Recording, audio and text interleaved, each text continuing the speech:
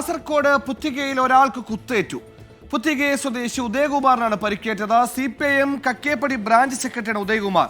മുൻ വൈരാഗ്യമാണ് ആക്രമണത്തിന് കാരണമെന്നാണ് നിഗമനം. അരുൺ പാറയ്ക്കൽ കാസർഗോഡ് ജിന്നു. അരുൺ, രാഷ്ട്രീയ വൈരം എന്ന ഒരു കാര്യം എവിടെയെങ്കിലും ഉയർന്നു വരുന്നുണ്ടോ? എന്താണ് ആക്രമണത്തിന് പിന്നിൽ? ആക്രമിച്ചത് ആരാണ്? ആരെങ്കിലെ കുറിച്ച് എന്തെങ്കിലും സൂചന ലഭിച്ചിട്ടുണ്ടോ?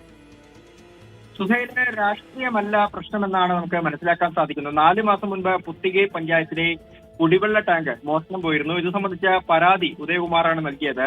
തുടർന്ന് ഈ പ്രതിയായ ഗണേഷ് ടാങ്ക് തിരികെ കൊണ്ടുവച്ചു. ഈ പരാതി നൽകിയതിലുള്ള വൈരാഗ്യമാണ് ഈ ഒരു ആക്രമണത്തിന് കാരണമെന്നാണ് പോലീസ് പറയുന്നത്.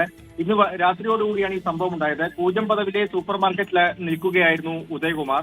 ആ സമയം ഈ ഗണേഷും അതുപോലെ തന്നെ പ്രതിയായ മറ്റൊരാളും ഇവിടെ എത്തുകയും ഗണേശും നാരായണനും ഇവിടെ എത്തുകയും കുപ്പി കൊണ്ട് ഉദയകുമാറിനെ കുത്തുകയുമായിരുന്നു. പരിക്ക് ഗുരുതരമല്ല എന്നാണ് പോലീസ് നിലവിൽ പറയുന്നത്. കേസെടുത്ത് പ്രതികൾക്കായി അന്വേഷണം ആരംഭിച്ചിട്ടുണ്ട്. എന്തായാലും രാഷ്ട്രീയമായ തർക്കമല്ല ഈ ഒരു ആക്രമണത്തിന് കാരണം. ആക്രമണത്തിന് കാരണമെന്നാണ് പോലീസിന്റെ നിഗമനം. CPM പ്രവർത്തകനാണ് കുത്തേറ്റത്. അരുൺ പാറയ്ക്കലാണ് വാർത്തയുടെ വിശദാംശങ്ങൾ നൽകിയത്.